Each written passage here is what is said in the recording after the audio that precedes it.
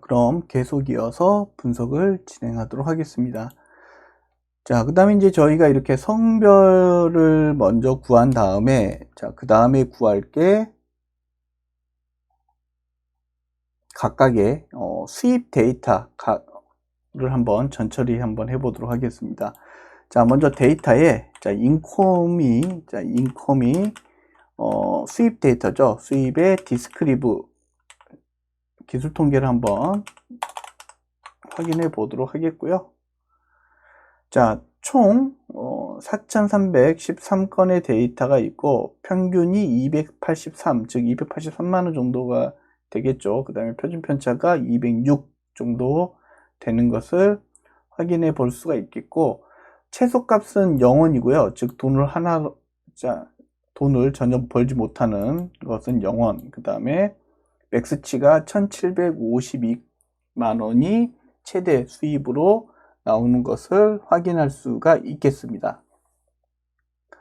자, 그런데 이제 저희가 여기에서 구해야 될 게, 자, 어떤 게 있냐면, 먼저 결측치 데이터를 먼저 좀 처리를 해줘야 됩니다. 자, 결측치 데이터. 자, 결측치 데이터를 한번 살펴볼게요.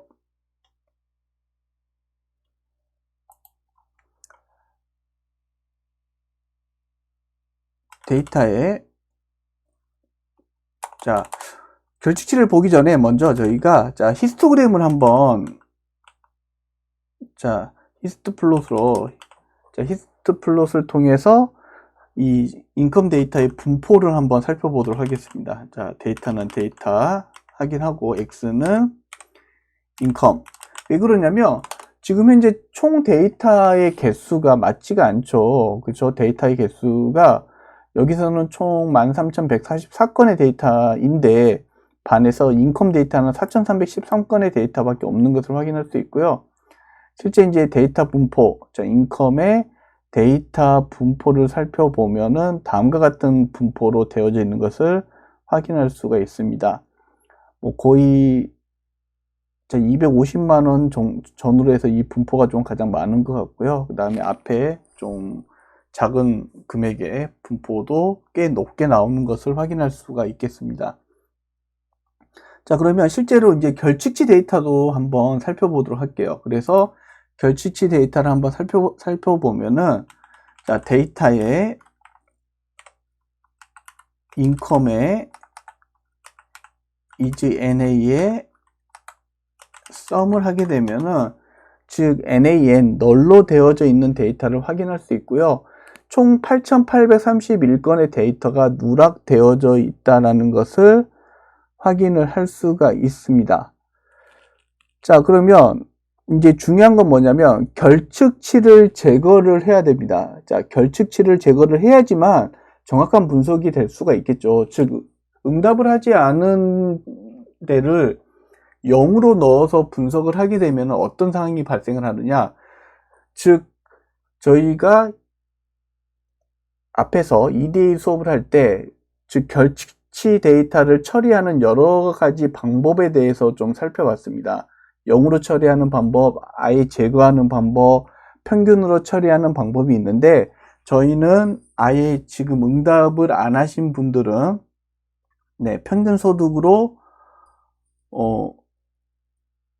넣지 않고 아예 제거를 하고 분석을 하도록 하겠습니다. 자, 그 이유는 지금 이 결측치된 데이터가 0원이다라고 판단을 하기 굉장히 부적절한 상황인 것 같아요. 자, 왜 그러냐면 0원이신 분들 같은 경우에는 이렇게 0이다라고 정확하게 이렇게 답변해 주는 것을 볼 수가 있잖아요. 그래서 아예 응답을 안 한 데이터는 0이다라고 또 판단하는 게 부적절하기 때문에 아예 제거를 하고 일단은 분석을 해 보도록 하겠습니다. 자, 그러면 결측치를 제거를 할게요. 자, 성별 수입 데이터는, 자, 데이터.drop NA, 드랍을 할 데이터는 서브셋은 인컴입니다. 자, 인컴 데이터에서 누락된 데이터를 처리를 했어요. 그래서 성별 인컴 데이터를 확인을 하면요. 자, 그냥 눈으로 보면은 일단은 누락된 데이터가 없죠. 즉 결칙된 데이터가 없는 것으로 보여지고, 정확하게 판단하려면 어떻게 하면 돼요? 그렇죠. 자, 이렇게 하면 되겠죠. 성별 인컴점 is NA가 있는지 다 더해보면 알겠죠. 자, 여기서 보면 전부 다 0이다라고 나오는 것을 확인할 수 있습니다. 즉 NA가 한 개라도 있는 데이터는 전부 다 삭제를 해가지고 저희가 처리한 것을 살펴볼 수가 있습니다. 자, 그 다음에 이제 할 거는 성별로 인컴, 수입의 평균을 한번 구해야 되겠죠. 자, 그러면 성별 인컴을 그룹 바이를 써가지고, 자, 어떻게 그룹을 짓냐? 성별로 그룹을 짓습니다. 자, 그리고 인컴 컬럼을 기준으로 평균을 이렇게 구했습니다.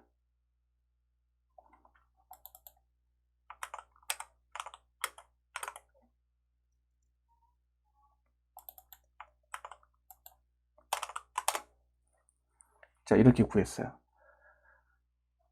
즉 성별로 수입의 평균을 구해서 봤더니 여성의 평균은 201만 원 정도가 되는 것으로 확인할 수 있고요.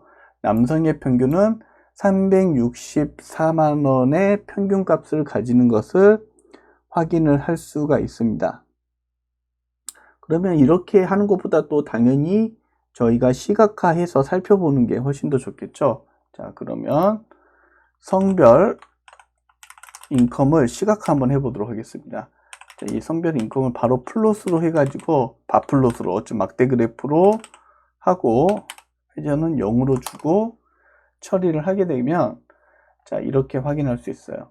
자, 지금 눈으로만 봐도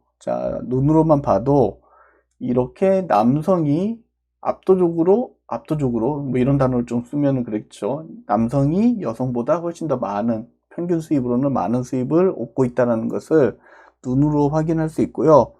대략 몇 배 정도 높은지를 한번 살펴볼게요. 그러면 성별, 우리가 보통 이제 이런 것도 분석할 때 보통 남성이 여성보다 평균 수입이 1점 몇 배 아니면 뭐 2점 몇 배 이렇게 높았습니다. 이런 식으로 보고하는 경우들이 있기 때문에 그것도 한번 구해보도록 할게요. 자, LOC에 M을 F로 나누면 되겠죠. 성별 인컴의 LOC에 F로 이렇게 나누게 되면은, 자, 대략 1.8배, 굉장히 높은 수치가 나왔다라고 저는 볼 수가 있습니다. 즉, 이 대한민국 사회에서 남성과 여성의 이런 불균형이 존재를 한다라고 볼 수가 있고요.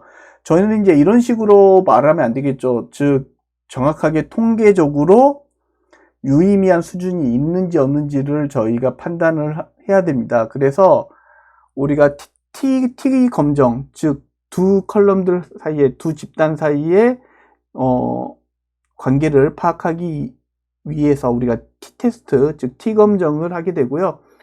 T-검정을 통해서, 자, 유의미한 수준으로 차이가 있는지 없는지를 한번 살펴보도록 하겠습니다.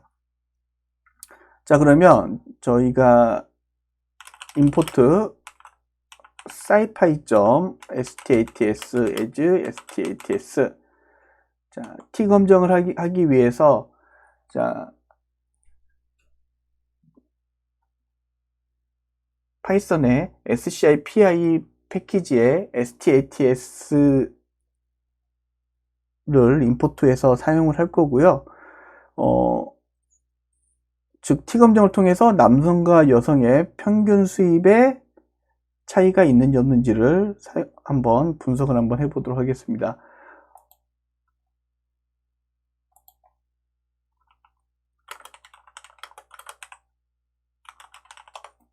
자, 이게 유의미한 수준으로 차이가 있다라는 것을 저희가 확인할 때 기준점으로 잡는 게 이제 p 밸류 값이죠. 그렇죠? 그래서 이 p 밸류가, 자, 0.05보다 작으면은 자, 유의미한 수준으로 차이가 있다라고 저희가 판단을 하게 됩니다. 그래서 실제로 T 검정을 통해서 두 집단들 간의 분포에 대해서 한번 파악을 한번 해보도록 하겠습니다.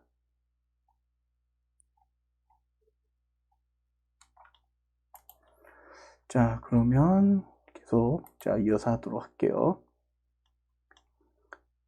자, 먼저 남성의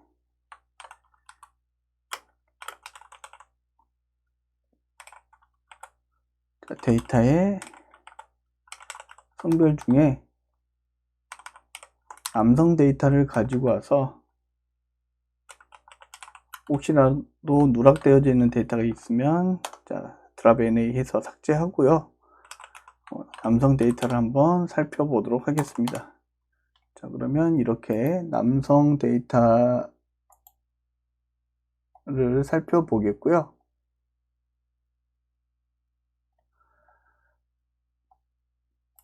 자, 그 다음에 똑같은 방식으로 여성 데이터도 저장을 하도록 하겠습니다. 그러면 성별의 여성 데이터는 데이터의 성별 컬럼에서 여성 데이터를 가지고 와서 필요 없는 거 드랍 NA 해서 삭제를 해 주시고요. 자, 그 다음에 이제 이 두 데이터를 가지고 T 검정을 해야 되겠죠. 그래서 stats.test ind 자, 이렇게 가지고 와서 성별에다가 남성 데이터를 집어넣고 남성의 인컴, 그 다음에 성별에 여성 데이터를 집어넣고 인컴, 자, 그 다음에 equal 반은 true 이렇게 설정하고요. 자, 실행을 시키면은 이 p-value 값이 자 4.411 한 다음에 2에 마이너스 162가 되어져 있는 것을 볼 수가 있습니다. 이 p-value 값이 중요하잖아요. 그렇죠? 즉 이 p-value 값이 완전히 0에 가깝게 수렴이 되고 있습니다. 자, 그 말인즉 남성과 여성의 수입, 즉 평균 수입의 차이는 그 수입의 차이는 유의미한 수준으로 차이가 있다라고 우리가 분석을 할 수가 있겠죠. 그래서 자, 일단은 이제 최종 이제 보고서에는 이제 이런 식으로 저희가 T 검정을 통해서 남성과 여성 간의 수입에 대해서 T 검정을 해봤더니 p-value 값이 자 0에 가깝게 수렴이 되어져서 두 집단들 사이에 즉 남성과 여성 간의 수입은 유의미한 수준으로 차이가 있다라고 할 수 있겠습니다. 라고 분석을 하면은 되겠습니다. 자, 그래서 일단은 일단 성별에 따른 수입 차이는 있는 걸로 이렇게 분석이 되어지고요. 자, 이제 그 다음에 저희가 살펴볼 것은 일단은 이제 성별의 차이가 있는 것은 분석을 했고, 나이에 따른, 즉, 어떤 나이에 몇 살에 자, 월급을 가장 많이 받게 되는지도 한번 저희가 살펴보도록 하겠습니다. 자, 그러면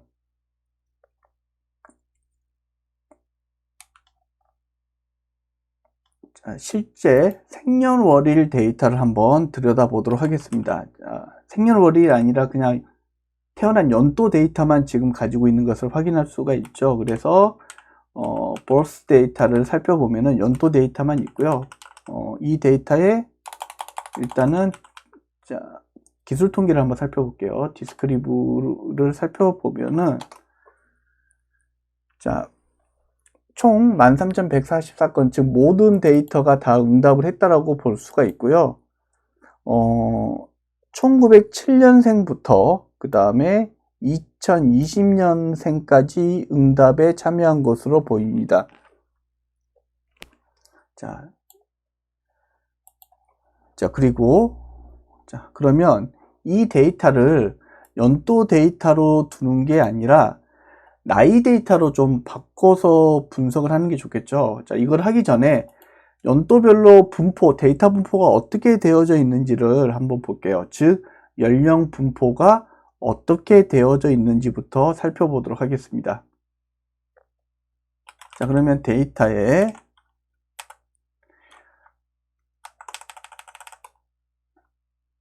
SNS 점, 자, 먼저 데이터를 한번 볼까요? 데이터에 볼스에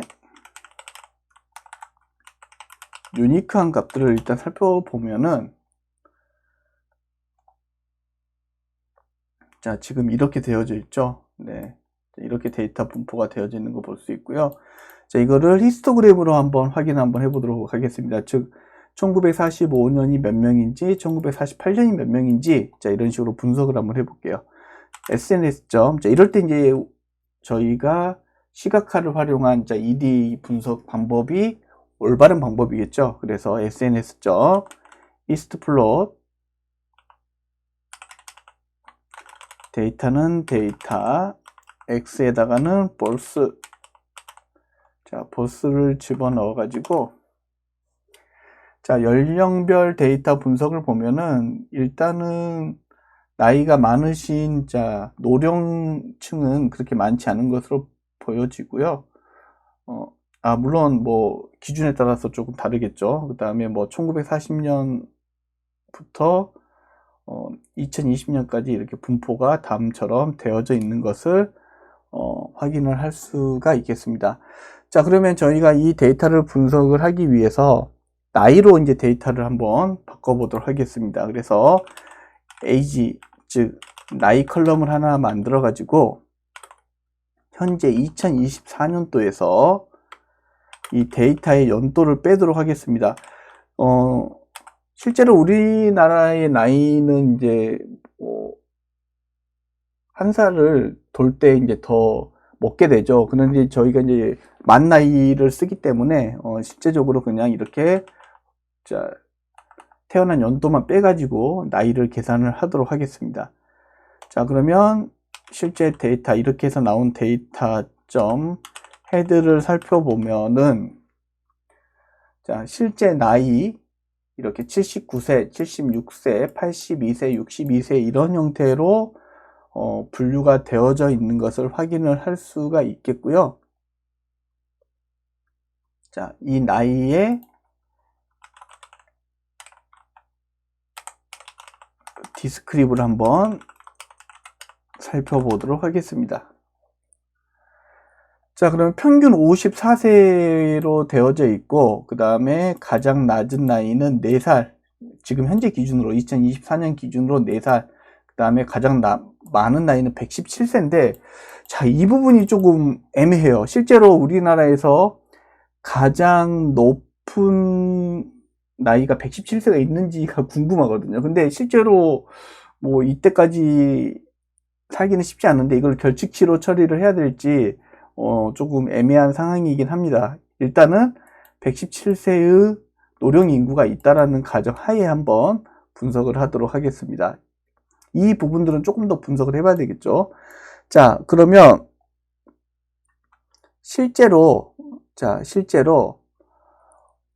이 각각의 나이대별, 즉 나이대별로 뭐 76세의 평균, 82세의 평균, 62세의 평균을 한번 구해 볼게요.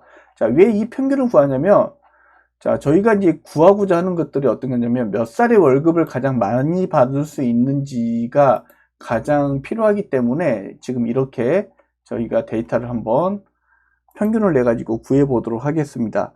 자, 그러면 데이터 인컴은, 자, 인컴은 데이터.점,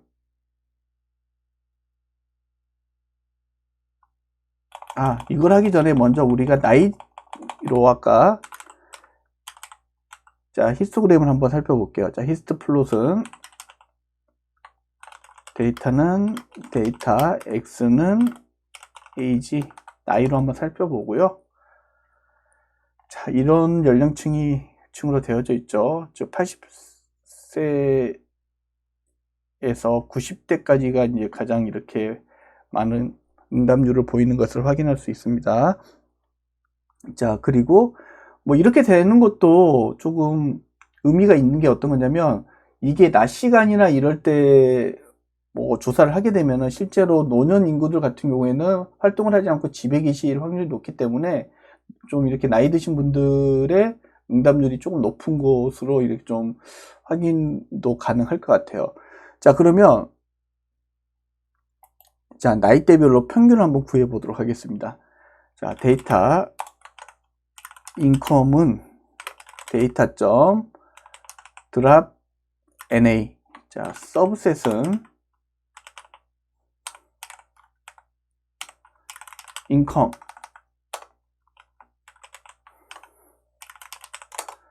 자, 그러면 자, 이렇게 구할 수가 있고요.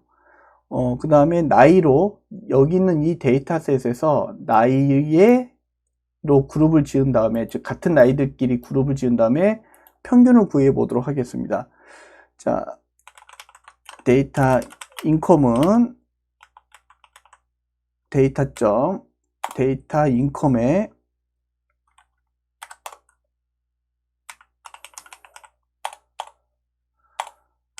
그룹 바이 나이의 평균. 자, 이렇게 구했고요. 자, 그러면 각각의 나이별로 이렇게 22의 평균 인컴, 그 다음에 평균, 네, 이렇게 확인할 수 있겠죠. 자, 그러면 이 데이터 수치를 가지고, 자, 먼저 시각화를 한번 해보도록 하겠습니다. 자, 그러면 데이터에 인컴만 가지고 플롯으로 일단 시각화를 한번 해볼 거고요. 자, 시각화를 해서 보면은, 자, 다음처럼 나오는 것을 확인할 수 있어요. 네.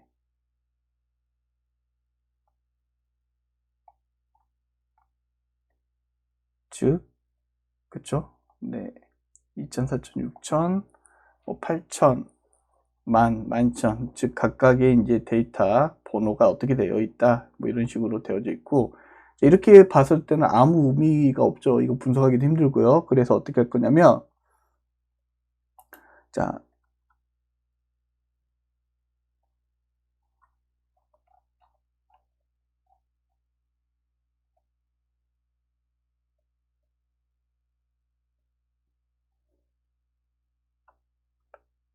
자, 데이터에, 자, 인컴의 플롯으로 저희가 처리를 해야 되겠죠. 자, 이런 식으로 봐야 됩니다. 자, 전체 데이터가 아니라 데이터 언더바 인컴에, 네, 자, 인컴 데이터만 가지고 살펴보면은 20대부터 꾸준하게 30대, 40대까지, 자, 50대까지 이렇게 올라가는 것을 볼 수 있고, 그 다음부터는 점차 내려가서, 자, 데이터가, 수입이 점점 줄어들다가 갑자기 60대 중반에 확 튀는 거 볼 수 있어요. 초반에. 그리고 나서 다시 한번 점점 줄어드는 것을 확인할 수 있는데, 이 현상에 대해서 좀 분석을 해보면 저는 이제 이렇게 분석을 할 수가 있습니다. 즉, 사회생활을 하는 20대 초반부터, 즉 20대 초반부터 이제 초중반부터 사회생활을 하기 때문에 거기에 맞게끔 이렇게 이제 수입이 생기는 것을 볼 수가 있고요.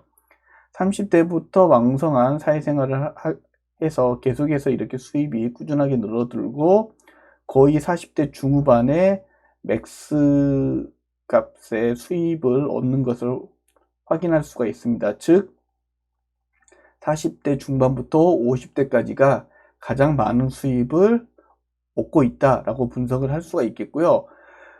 자, 여기서 이제 재밌는 게 뭐냐면 점점 줄어들어요. 이제 40대 후반부터는 이제 점점 수입이 조금씩 줄어들게 되고, 그 다음에 60대 초반에 갑자기 수입이 확 늘어나는 것을 볼 수 있습니다. 저는 이제 이걸 어떻게 분석했냐면, 이때가 이제 거의 정년퇴직이나 이런 뭐 퇴직을 앞두고 있기 때문에 퇴직금을 받아서 이렇게 평균 수입이 확 늘어나지 않을까. 그리고 그 수입을 가지고 이제 점점 생활을 하게 되고, 그렇기 때문에 가면 갈수록 사회적인 생활을 하지 않기 때문에 이렇게 수입이 줄어드는 것을 볼 수 있습니다. 즉 노년층에, 중년 넘어가는 이 노년층에 대한 문제가 좀 큰 것 같아요. 왜냐하면 수입이 급격하게 줄어들거든요.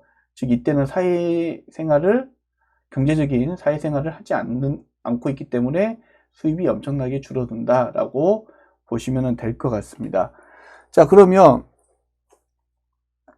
실제로 이거를 갖다가 정렬해서 한번 수입이 가장 평균 수입이 가장 많은 나이를 한번 구해 보도록 하겠습니다. 실제로 40대 여기에 해당하는 데이터가 나오겠죠.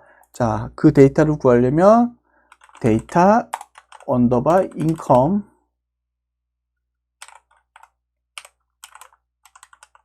자, 인컴.idx 맥스, 제일 높은 값의 idx 값을 구하게 되면은, 즉 48세에 평균적으로 가장 높은 수입을, 지금 2024년 기준으로 48세의 인구, 나이를 가지신 분들이 가장 높은 수입을 얻고 있다라고 분석을 하시면은 될 것 같습니다.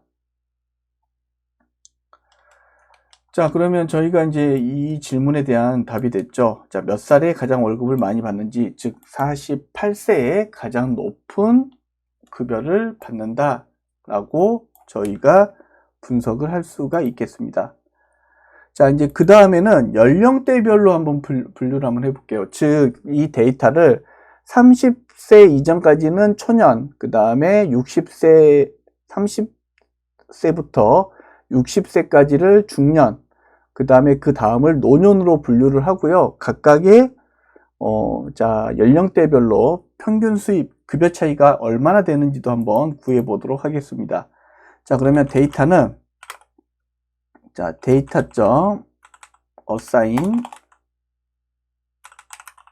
한 다음에 age type이라는 컬럼을 만들 거고요. 이게 이제 컬럼명이 돼요. age type은, 자, numpy.where, 자, 첫 번째 조건이, 이 age 타입에 들어가는 첫 번째 조건이 numpy.where로 데이터에서 나이 컬럼이 30보다 작은 사람을 천연으로 이렇게 해라. 자, 그 다음에 그렇지 않은 사람에 대한 조건은 또 여기서 numpy.where로 만드는 거예요. 그래서 그 다음 조건은 numpy.where, 천연이 아닌 사람은 또 조건 numpy.where 데이터에 age가 그 다음 조건은 59세보다 같거나 작으면 그 다음 조건이 되고요. 이 사람을 중년으로 하고, 그렇지 않고 그 나머지 분들은 다 노년으로 하겠다. 자, 이런 식으로 조건을 만들어서 새로운 컬럼을 만들어서 그 조건에 맞게끔 데이터를 넣을 수가 있습니다. 즉 데이터라는 컬럼에 age 타입이라는 컬럼을 만들고, 그 컬럼에 데이터가 들어가는 조건을, 자, numpy.where를 써서 다음과 같은 조건으로 생성을 했습니다. 자, 그러면 data.head로 한번 살펴보면은, 자, 여기 볼게요. data.assign, assign 스펠링이 틀렸네요. 자, assign, 자, 이렇게 할 수 있습니다. 즉 1945년생은 79세이기 때문에 노년 이런 식으로 분류가 되는 것을 확인할 수 있습니다. 자, 테일도 한번 볼까요? 데이터.테일 살펴보면은, 자, 이렇게 살펴봤고요. 자, 그 다음에 데이터에 이 age 타입별로 value count수를 한번 구해 보도록 하겠습니다. 자, 그러면, 자, 노년 인구가 많게 됐죠. 즉 노인분들이 많이 이렇게 응답을 했다라고 우리가 볼 수 있겠습니다. 그 다음에 중년이 4,343건, 그 다음에 초년이 2,739건의 데이터가 있는 것을 볼 수가 있겠습니다. 자, 이걸 시각화해서 보면 sns.countplot 데이터는 데이터 x는 age 타입. 자, 이렇게 살펴볼 수 있겠죠.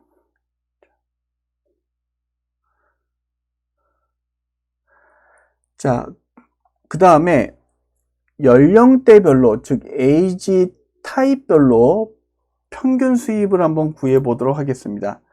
자, 데이터 그룹 바이 age 타입으로 그룹을 지은 다음에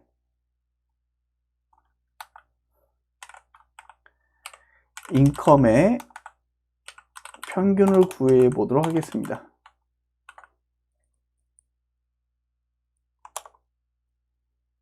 자, 그러면 노년의 평균 수입은 180, 중년은 345, 초년은 192. 여기서 봐도 중년에서 많이 벌고 있다라는 것을 확인을 할 수가 있겠습니다.